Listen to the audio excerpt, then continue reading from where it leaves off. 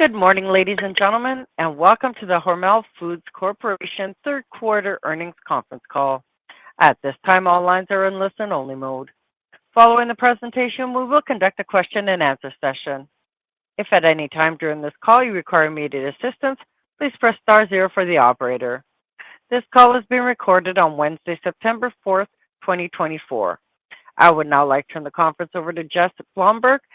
Please go ahead. Good morning. Welcome to the Hormel Foods conference call for our third quarter results of fiscal 2024. We released our results this morning before the market opened. A copy of the release can be found on our website, hormelfoods.com, under the Investors section. On our call today is Jim Snee, Chairman of the Board, President, and Chief Executive Officer, Jacinth Smiley, Executive Vice President and Chief Financial Officer, and Deanna Brady, Executive Vice President of the Retail Segment. Jim will review our third quarter results and give a perspective on the rest of fiscal 2024. Jacinth will provide detailed financial results and further commentary on our outlook. Deanna will join Jim and Jacinth for the Q&A portion of the call. The line will remain open for questions following Jacinth's remarks. As a courtesy to others, please limit yourself to one question with one follow-up. If you have additional questions, you are welcome to rejoin the queue.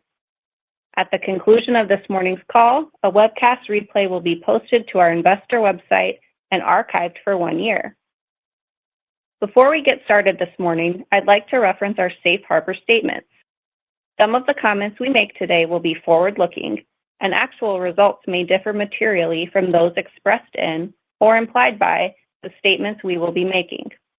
Please refer to our most recent annual report on Form 10-K and quarterly reports on Form 10-Q, which can be accessed at hormelfoods.com under the Investors section.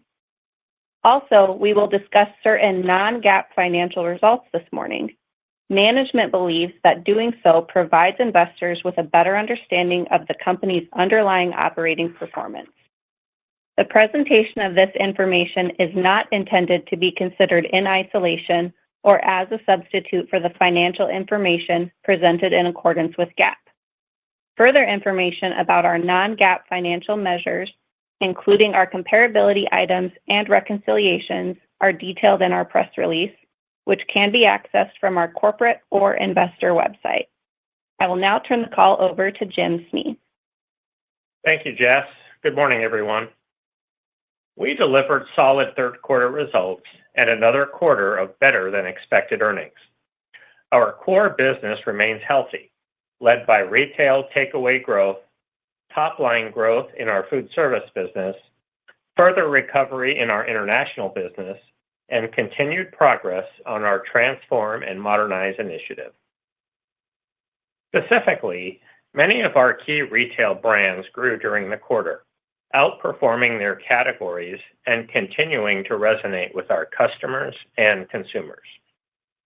Our food service business delivered another quarter of above-industry sales growth, highlighting the value of our solutions-based portfolio, direct selling team, and diverse customer and operator base.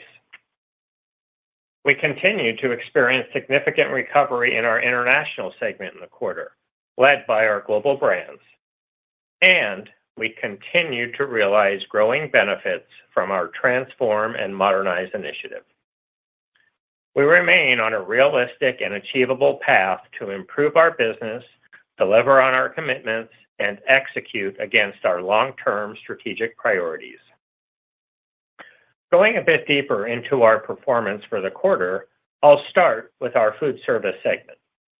Our food service team delivered another quarter of above-industry growth, marking our fifth consecutive quarter of year-over-year volume growth. We grew volume and net sales despite pockets of industry softness, proving the effectiveness of our differentiated value proposition. As expected, food service segment profit was generally in line with last year. Food service segment profit remains historically strong and healthy, having grown 9 out of the last 11 quarters. Our balanced approach, including our portfolio, direct selling team, and the diverse channels we operate in, continue to protect our food service segment from many macro headwinds. We continue to see strong demand for our premium and solutions-based items, including premium bacon and pepperoni, premium prepared proteins, and turkey. Products such as Bacon One cooked bacon, fire braised meats, Jennie-O turkey, Cafe H globally inspired proteins, and Old Smokehouse bacon each delivered double-digit net sales gains. Additionally, innovative offerings such as Hormel Flash 180 sous vide style chicken breast and Hormel ribbon pepperoni contributed growth during the quarter. Our direct selling organization remains key in times of industry slowdown.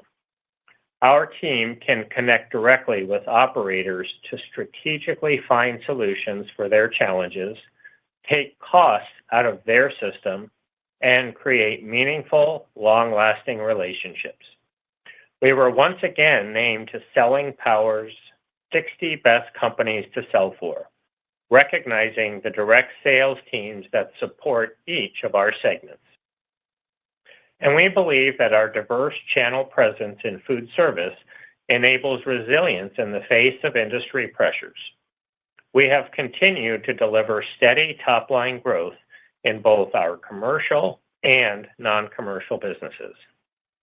Taken together, our food service business continues to be exceptionally well-positioned to drive innovation, value, and operator engagement. Transitioning to our international segment, our performance in the quarter shows continued improvement versus the challenging environment we experienced last year. From a profitability standpoint, the business generated impressive segment profit growth of 78% compared to prior year. Our results in the quarter were driven primarily by a greatly improved export environment. Branded exports performed well in the third quarter, with Spam luncheon meat delivering a second consecutive quarter of double-digit top-line growth. Skippy peanut butter also had a strong quarter as we expanded distribution in the South Korean market. In addition, our branded refrigerated exports continued to perform well in global food service channels. Commodity exports, which have historically benefited the international segment's top line, but delivered lower profitability than other elements of the portfolio, were down significantly year over year. This is a result of improved inventory management and stronger sales of value-added turkey items in the domestic U.S. market this year. Our China business continued to rebound in the quarter and is off to a strong start for the fourth quarter. An important part of China's improvement is our strategy within the retail space. We saw positive results from innovation launches with our largest retail customers in the quarter, a direct result of our in-country innovation center. Finally, we are realizing strong results from our investments in the Philippines and Indonesia, delivering on our commitment to strategically expand our global presence and restore sustainable growth in our international business. Overall, we remain confident that we have the right strategy and structure in place to drive growth in our international business over the long term. Shifting now to retail, where our third quarter results are a bit nuanced on the top line, so I'll spend some time explaining them. First, and most importantly, there is strength in the underlying core business. We were pleased with the in-market performance of key brands in the quarter. According to Circana, brands such as Hormel Black Label Bacon, Jennie-O Lean Ground Turkey, Spam Luncheon Meats, Skippy Peanut Butter, Hormel Chili, Mary Kitchen Hash, Lloyd's Barbecue, Applegate Natural and Organic Meats, and Holy Guacamole grew dollar sales in the third quarter. Additionally, We are outperforming in many of our categories. Our performance in key categories such as bacon, canned meats, turkey, and peanut butter demonstrates that our investments in key brands are working. We are also optimistic about the trend line we are seeing in our convenient meals and proteins business, which has stabilized over the last quarter. We continue to support the center store with innovation, including Spam Korean barbecue during the third quarter, which is the 12th permanent variety in the Spam family of products. This product is garnering a lot of excitement because the flavor profile is on trend and reaching new Spam consumers. Second, business momentum continues in our important bacon and emerging brands verticals. The bacon vertical again delivered strong results, both in terms of shipments and consumer takeaway. Black Label raw and convenient bacon products are resonating with consumers and showed growth in dollar sales, volume, and household penetration during the quarter. According to Circana, Black Label Bacon is the leading growth brand in the bacon category over the last 12 months. We expect these trends to continue into Q4 as we support our bacon brands through advertising investments and introduce exciting new innovations to the marketplace, such as oven-ready bacon and Black Label Cinnamon Toast Crunch Bacon. Within the emerging brands vertical, Applegate items grew across all major categories in the quarter, including bacon, breakfast sausage, hot dogs, deli meats, and breaded chicken. We also launched Applegate Organic Pepperoni, the first and only nationally available organic pepperoni. We are excited to see the results and development for this emerging category. Growth from our key brands, our overall category performance, and our innovative launches show the strength and health of our underlying core retail business. However, as we discussed during our second quarter earnings call, overall top-line results in our retail segment remain nuanced. We continue to be negatively impacted by turkey dynamics. The growth in branded Jennie-O items is being more than offset by whole bird commodity markets. Our expectations for the year have largely unfolded as discussed on our first quarter earnings call. Next, as we mentioned on our second quarter earnings call, we experienced a production disruption at our Planters facility in Suffolk, Virginia, which was impactful to the third quarter. Production is back up and running as we have taken corrective action within the facility.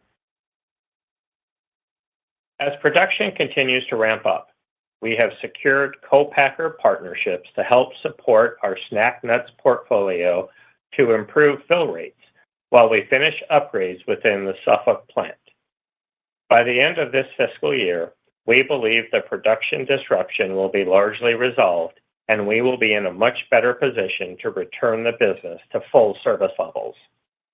Jacinth will provide more color on the financial impacts during her commentary.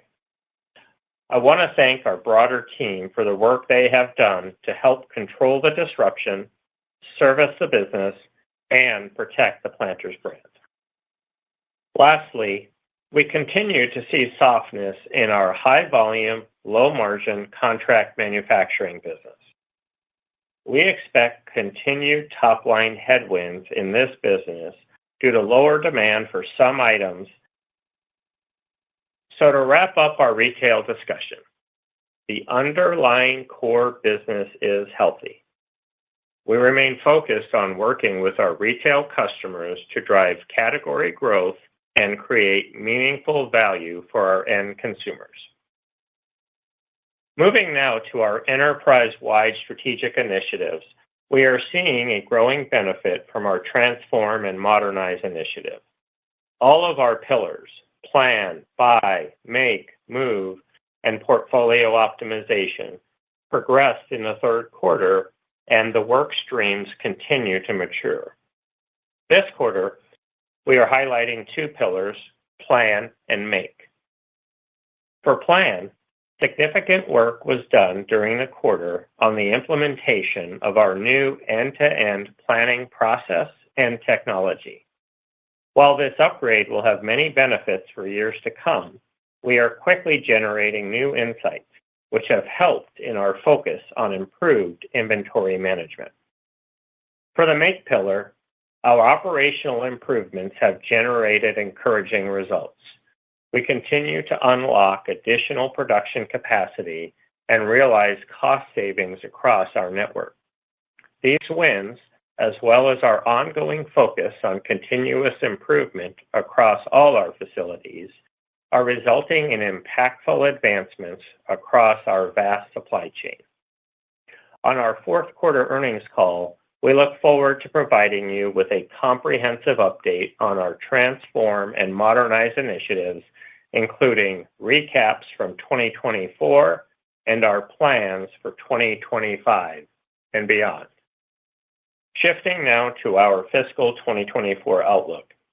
We are updating our net sales guidance to account for commodity market conditions, impacts from the production disruption at our Suffolk facility, and continued softness in our contract manufacturing business within the retail segment.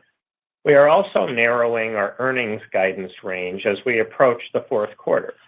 This update includes an incremental impact from the production disruption at our Suffolk facility. In our retail segment, we expect continued momentum across our key brands and categories, led by bacon, value-added turkey, and emerging brands. We are also committed to supporting our brands through strategic trade and advertising investments for the remainder of the year. We are expecting successful execution of our fourth quarter innovations and improvements to our Planters service levels. In food service, we expect continued broad-based volume and net sales growth led by bacon, turkey, pizza toppings, and our line of premium prepared proteins. We expect another quarter of significant segment profit growth in the international segment. And importantly, we expect continued benefits to net earnings from our Transform and Modernize initiative, which is expected to deliver its strongest level of savings in our fourth quarter. Taking all these factors into account for the full year, we expect net sales in the range of $11.8 billion to $12.1 billion, and diluted net earnings per share in the range of $1.45 to $1.51, and adjusted diluted net earnings per share of $1.57 to $1.63. We continue to demonstrate our ability to execute our clear and achievable plan and are on track to deliver on our earnings commitments for the year. In closing, I'd like to take a moment to recognize Deanna Brady, Executive Vice President of Retail, leader, mentor, advocate, and friend. Last month, we announced Deanna's decision to retire after almost 3 decades of service to Hormel Foods. Deanna has impacted almost every area of our company. Her leadership during COVID and the go-forward reorganization was critical to our success, and the culture of accountability she has created will last for years. I wish her the best in her well-deserved retirement. Deanna's ambition, passion for our business, and leadership will be greatly missed. We also announced the return of John Gingo to Hormel Foods. Enabled by our intentional and well-developed succession process, we are fortunate to welcome John back to the organization to lead the retail group. John is a dynamic leader known for building strong teams and strong brands. He is the ideal person to drive continued focus, innovation, and growth within the retail segment and our company. John's deep expertise in the consumer packaged goods space, coupled with his understanding of our business, positions him perfectly for success. At this time, I will turn the call over to Jacinth Smiley to discuss detailed financial information related to the third quarter and additional color on our outlook. Thank you, Jim. Good morning, everyone. As Jim noted in his opening comments, we delivered another quarter of solid results and better than expected earnings. Volume for the third quarter was 1 billion pounds and net sales were $2.9 billion. Top-line growth in food service was more than offset by declines in our international and retail segments. To provide more color on our retail segment's top-line results, approximately three-quarters of the net sales declines were related to lower sales of whole bird turkeys, contract manufacturing, and planters. Gross margin was comparable to the prior year period at 16.8%. The benefits of our Transform and Modernize initiative offset headwinds from lower commodity turkey pricing and lower sales of planters snack nut. SG&A decreased $31 million in the third quarter due to the lapping of our unfavorable arbitration ruling in the prior year. Adjusted SG&A increased 4%, driven primarily by planned higher employee-related expenses. We continue to support our leading brands in the marketplace and expect to increase advertising expenses for the fourth quarter and full year, including an advertising campaign to support our new planters nut duos. Equity in earnings for third quarter decreased due to lower results from our MegaMex joint venture, partially offset by improvement from our international investments. MegaMex was impacted by higher avocado costs, partially resulting from the temporary suspension of USDA inspections during the quarter. Interest and investment income from the third quarter increased as interest income from favorable market rates offset higher interest expense associated with the recent debt issuance. Earnings before income taxes were $226 million, an increase of 9% compared to the prior year. On an adjusted basis, earnings before income taxes for the third quarter were $256 million. The effective tax rate was 21.7% for the third quarter, in line with last year. We continue to expect our effective tax rate for fiscal 2024 to be between 22% and 23%. Our third quarter performance resulted in diluted net earnings per share of 32 cents. Third quarter adjusted diluted earnings per share was 37 cents. We have delivered strong operating cash flow during the year. Year-to-date cash flow from operations was $858 million, an increase of 18%. We remain committed to dividend growth, investing in our business, and maintaining an investment-grade credit rating. We paid our 384th consecutive quarterly dividend effective August 15th at an annual rate of $1.13 per share. This dividend marks the 96th year of uninterrupted dividends returned to our shareholders. We invested $65 million in capital projects during the third quarter. Our outlook for capital expenditures in 2024 remains at $280 million. During the quarter, we used a combination of cash on hand and proceeds from debt issued in the second quarter to pay off a $950 million note that came due. With this debt repayment, we remain comfortably within our stated long-term leverage ratio range.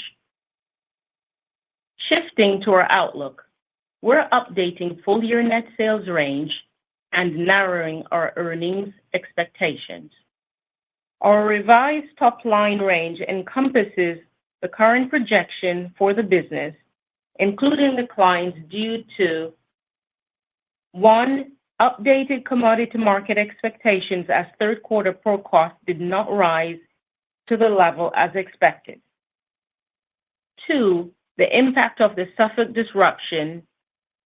And 3, continued softness in our contract manufacturing business.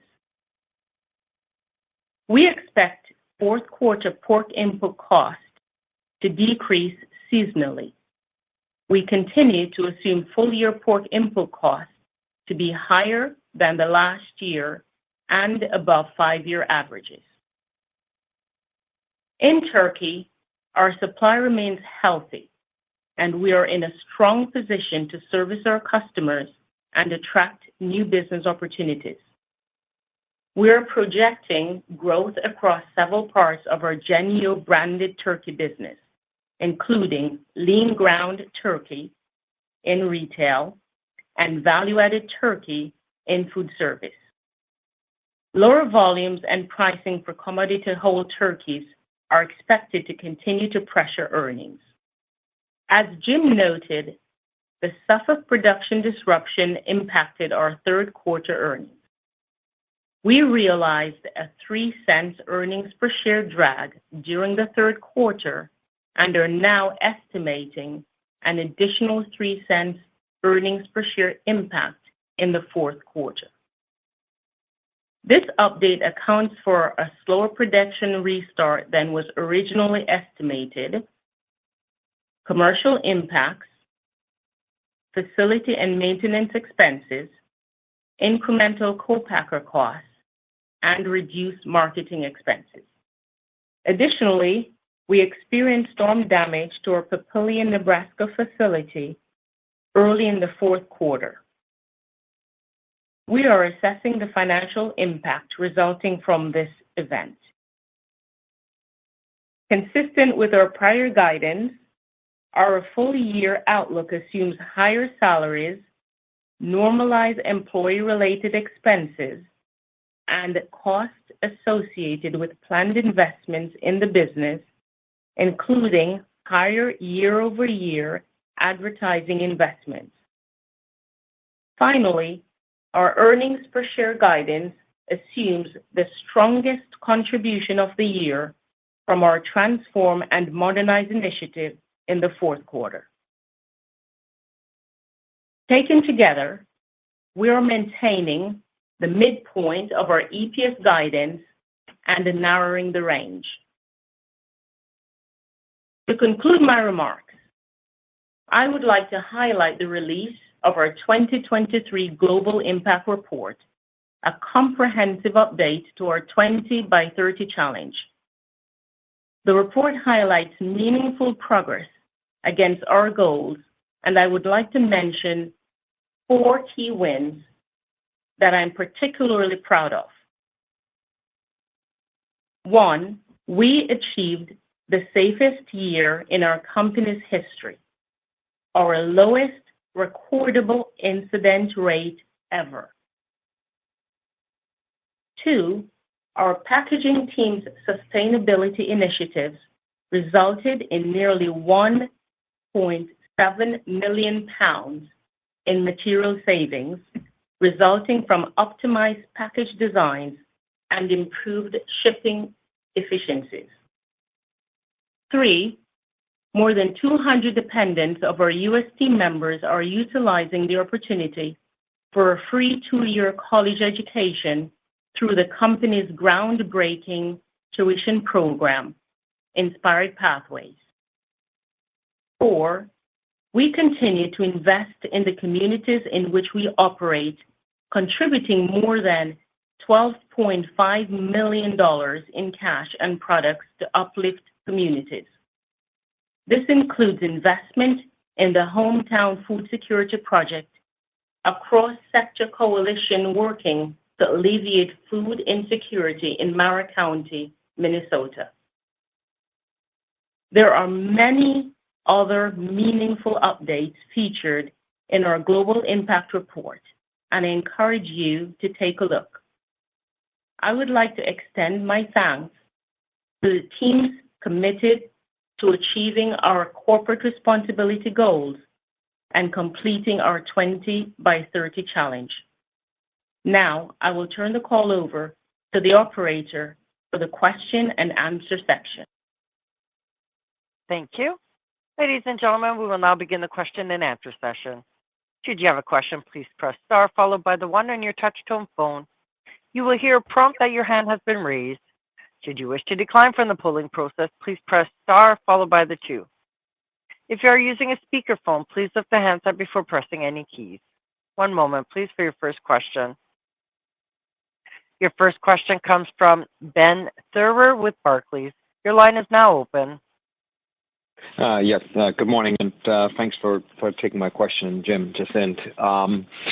So just wanted to start off maybe with the update to the guidance, and if you could give us a little bit more clarity in what you're seeing in terms of like the high end versus the low end. I mean, you took down sales by about $300 million, but there's still a range of about $300 million. So what are the potential outcomes here as it relates to the top line? And then if you can break this down, why the lower top line has no impact down on the profit line, as EPS was essentially just narrowed but not changed. Yeah, good morning, Ben. Thanks for the question. Obviously, there's a lot there. I think it's important for us to start with the third quarter, and the performance in the third quarter on the top line. The decline really is driven by three primary things. We talked about the 3/4 of the top line being driven by turkey contract manufacturing planters. We still have, the second thing is we still have some impact in our convenient meals and proteins pricing that we've taken. We're seeing the benefit of the pricing, but that is still having some minimal impact. And then the third factor in the quarter is the comparison in our international group, where we're really lapping some high volume, low margin commodity business from last year in the third quarter. So that's the decline in there for the third quarter, and as we look forward into the fourth quarter, there's a couple of things they're similar, but also some things that are different. From a market perspective, they're high, but they're not as high as we expected. So that'll continue to impact us. Jacinth and I both talked about the impact of our Suffolk product or plant disruption. That has an impact in third quarter, will continue to have an impact in Q4 as we continue to ramp back up and we get improved fill rates. The continued headwind of our contract manufacturing, and then again, the lapping in HFIC. So, I mean, you put all those things together, and that's how we get to the range. When we think about what could take us one way or another, and why we're able to really keep the bottom line the same, is a lot of the declines were high volume, low margins, in some cases negative margins pieces of business. And what we're talking about in terms of improvement on the bottom line, we've got our international business, which continues to rebound and improve off of last year. Our retail business, there's strength in the underlying core business. I mean, we're seeing key retail brands, Bacon, Jennie-O, Skippy, Applegate, Spam, all perform really, really well. We talked about, we expect Q4 to be, to continue to build in terms of our Transform and Modernize initiative, and we'll have an opportunity to speak in more detail on the Q4 call. So all of those things, it's a long answer, but when you package all those things, that's what gets us to that top line guide while still being able to maintain, the bottom line midpoint and being able to narrow the range.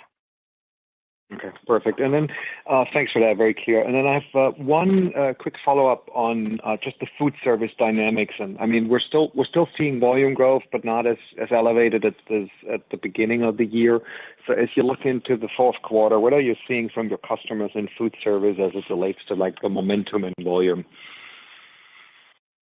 Yeah, I mean, we still expect, solid volume and sales growth from our food service business. That top line growth has been really broad-based, which has been encouraging, not only across our product categories, but the different segments within food service in which we compete. Food service is on track for a record year. So, food service remains strong and well-positioned to drive value for us. Perfect. I'll pass it on. Thanks. Yep. Your next question comes from Ken Goldman with JP Morgan. Your line is now open. Hi, good morning, and thank you.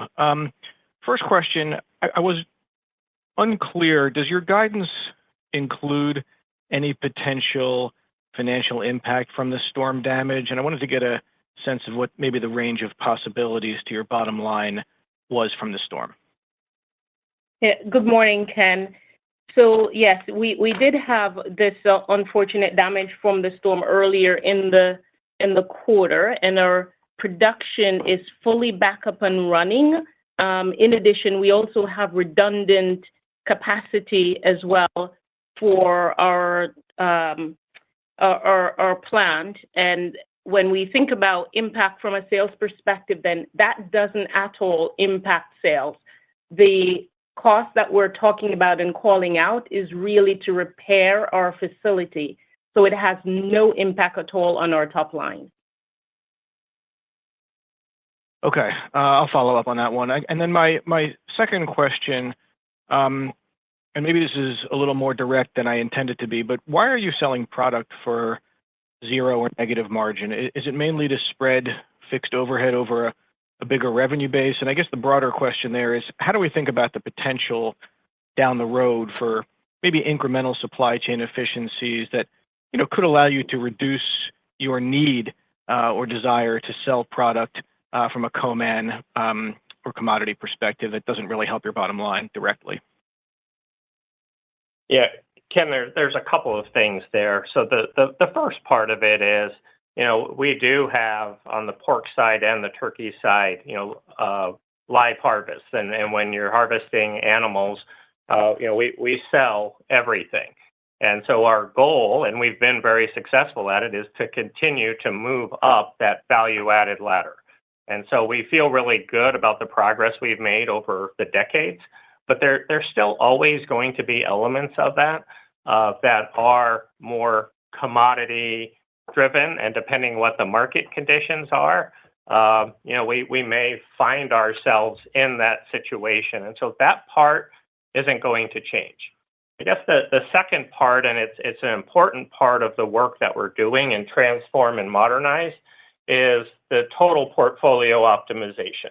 Because it is exactly what you say, is that we don't want to find ourselves in that position where we're selling non-strategic items at negative margin. And so our team has been hard at work at that over this last year, and we'll start to see the effects of that towards the end of this year into 25 and 26. We'll, again, be able to provide more clarity on the Q4 call. But it is, in our minds, two distinct different areas. There's a part of the business that just naturally flows. The second part is a piece that we can and will take action on. Understood. Thank you. Your next question comes from Peter Galbo with Bank of America. Your line is now open. Hey, guys. Good morning. I maybe just wanted to start with turkey.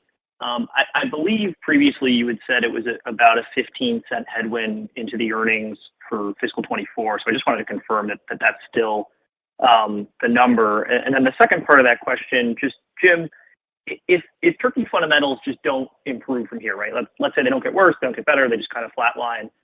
Just is there any sense of how much of that 15 cents you can recover next year simply if the supply-demand situation stays the same, but maybe, some other inputs or supply chain get better at this point? Yeah, Peter, thanks for the question. To the first part of your question, really, there's no change, and it goes back to what we guided on the Q1 call, that everything's played out the way we thought, and that 15 cents is still the number. The second part of your question, obviously, is a lot more nuanced, and it's not to avoid the question, but there really are so many moving parts in terms of what's happening in the marketplace right now. As we start to look into 25, there's still many, many unknowns.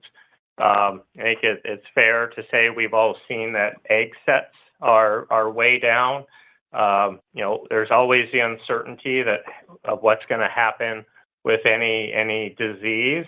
What's going to happen with the grain market. So, our focus, as we said, probably 2 years ago now, as we worked through the JOTS integration, was our goal is to become a more demand-driven organization. And we've had a lot of success doing that. We're continuing on that journey, both in retail and food service. Obviously, there's been some dynamics in 24 that have negatively impacted the whole bird business.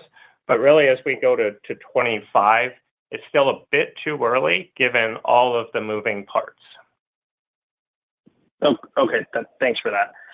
And then, Jim, if I go back to when the Planters deal was initially announced, I think a lot of the thesis that that the management team had was, if we invested more in marketing and this was a business that was kind of starved for capital, that the results could improve pretty dramatically.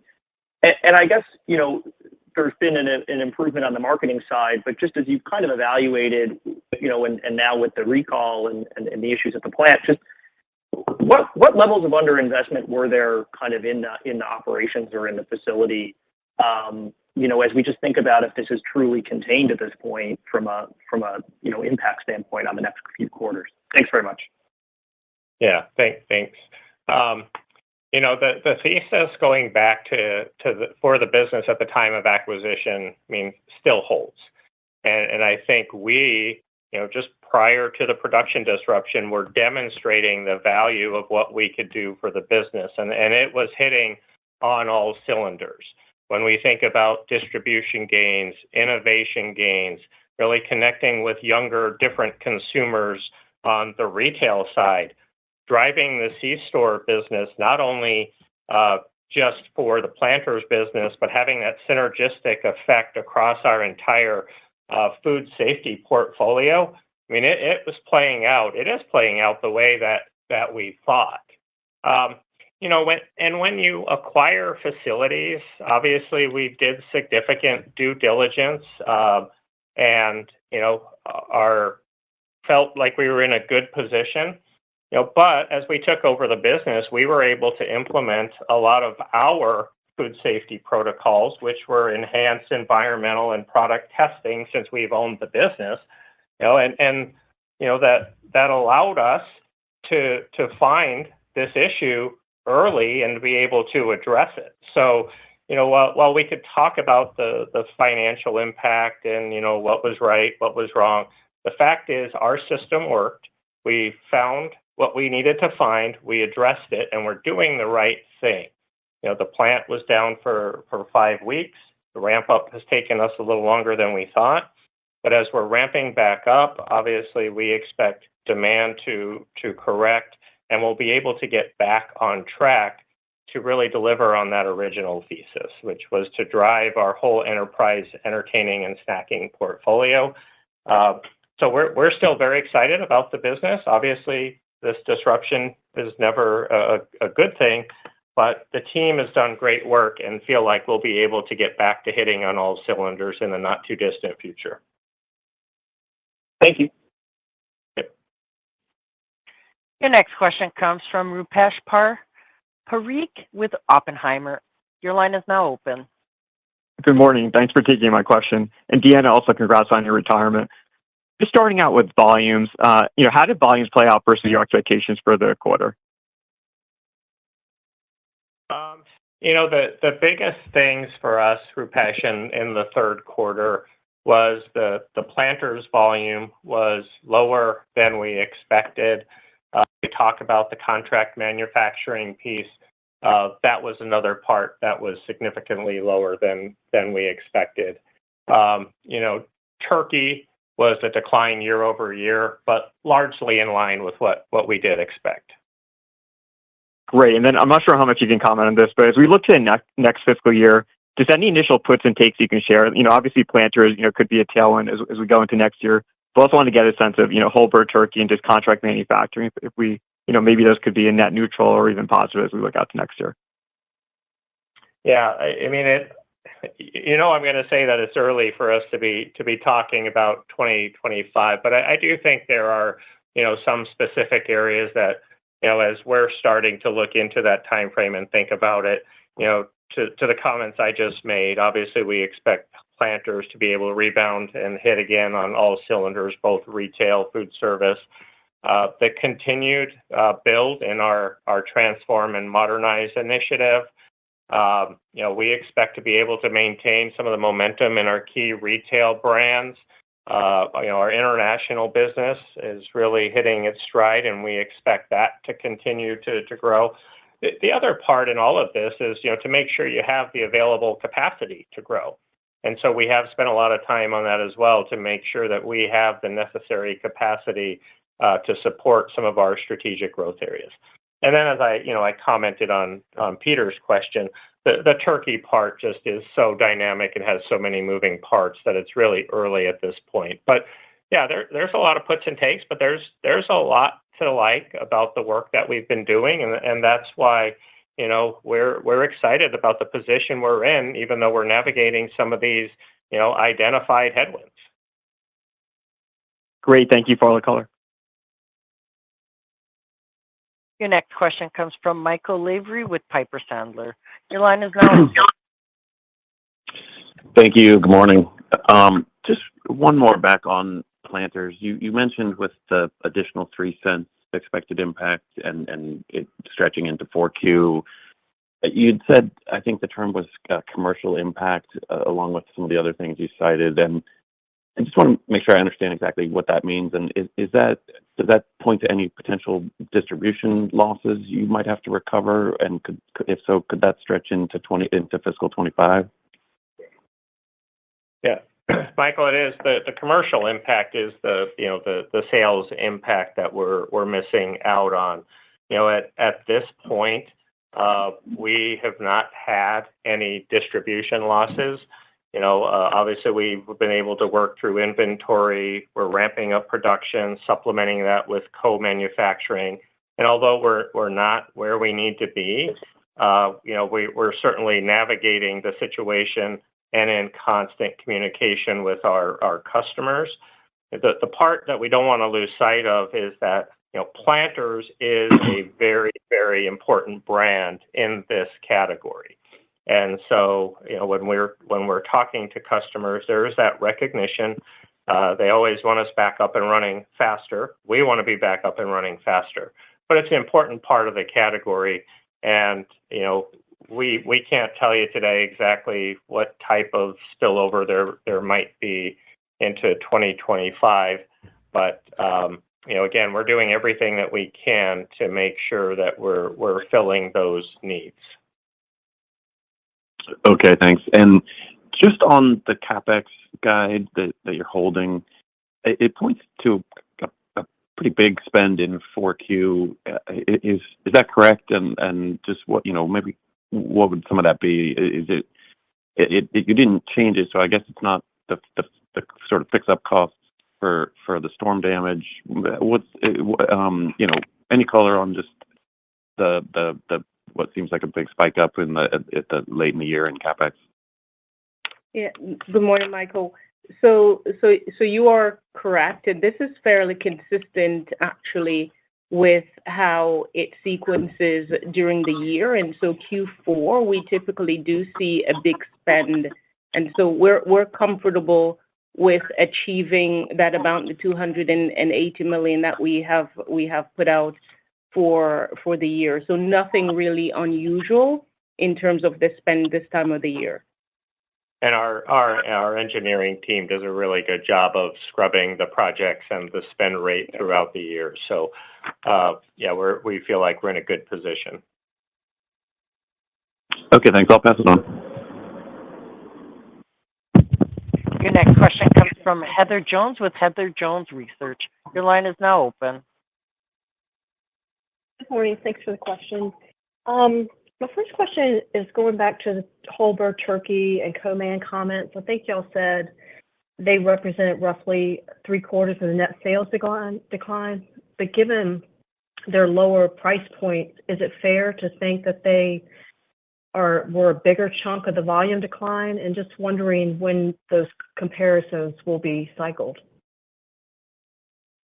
Yeah, I mean, I think it's from a volume perspective, it's fairly equal.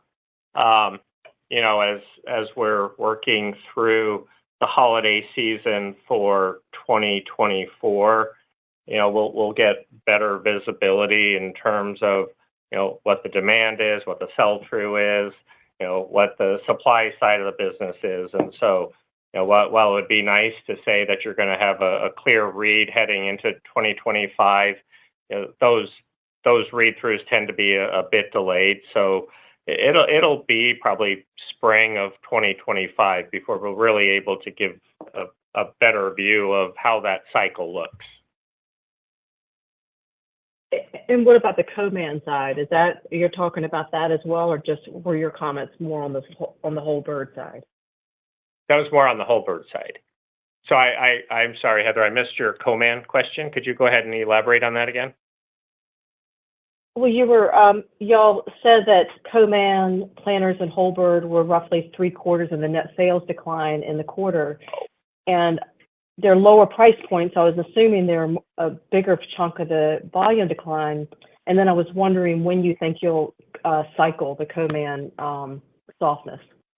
Yeah, so Heather, just what we've said is it's contract manufacturing, and so that is a facility, Century Foods, that we own, and so we're constantly working on that business to drive demand and bring new business into the facility. So that is not a co-manufacturing issue. It's a facility that we own, and we refer to it as contract manufacturing. Okay, and then my second question is going back to y'all's analyst day last year and targeting $250 and EBIT improvement by 26. It seems like this year is likely to be down year on year, so implying a greater lift by 26.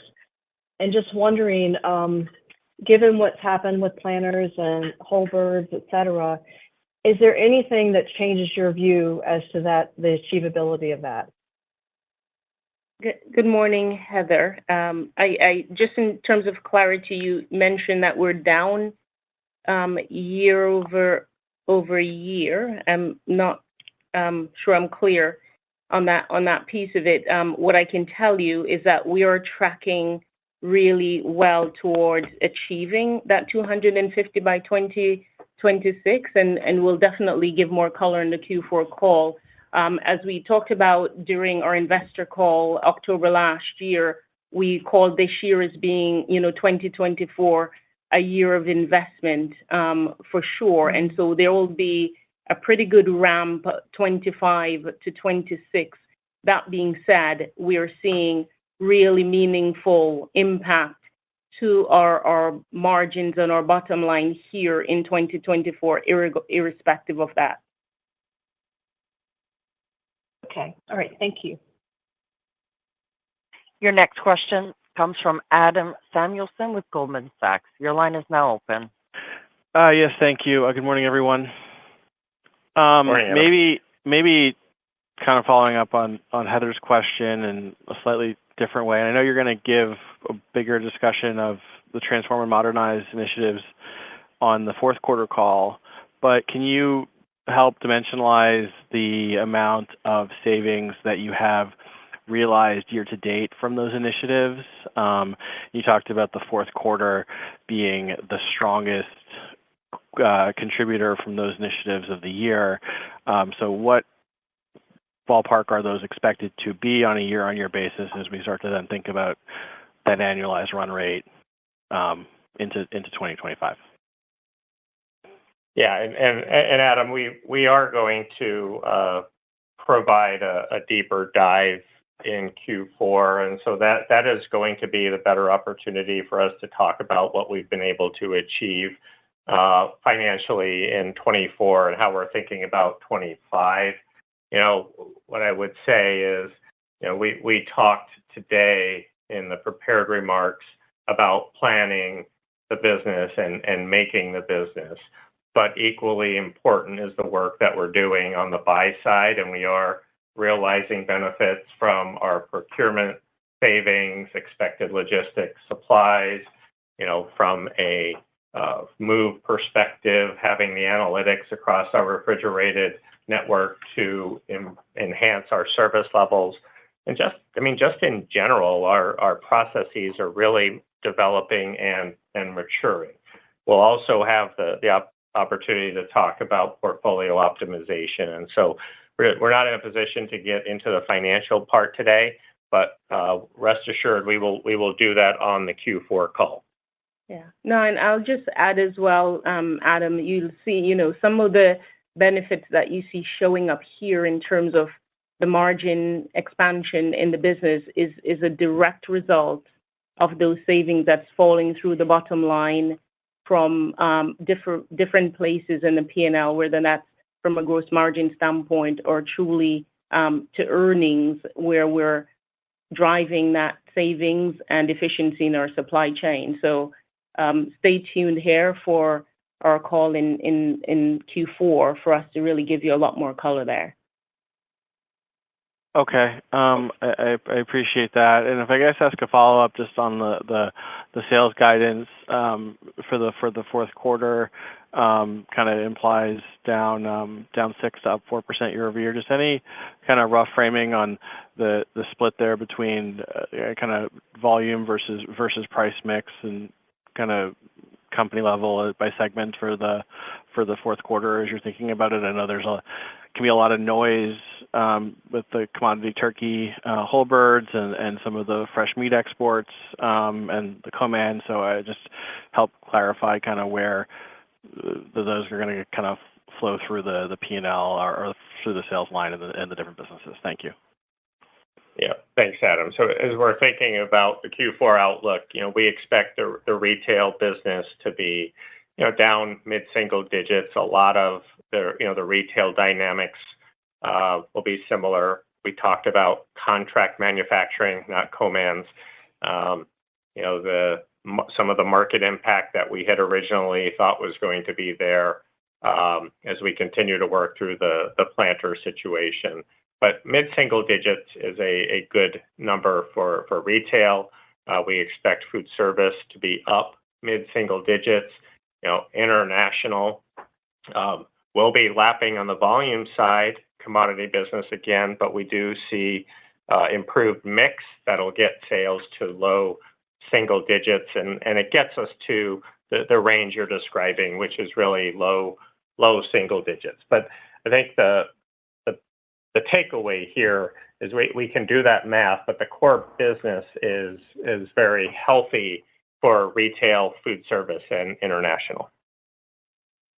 Okay, that's very helpful. I appreciate the call. I'll pass it on. There are no further questions at this time. I will now turn the call over to Jim Snee for closing remarks. Well, we are pleased to have delivered another quarter of better than expected earnings. While we continue to navigate several identified headwinds, our team remains focused on finishing the year strong and delivering on our commitments. I want to thank all of you for joining us this morning and hope you have a good rest of the week. Ladies and gentlemen, this concludes your conference call for today. We thank you for participating and ask that you please disconnect your lines.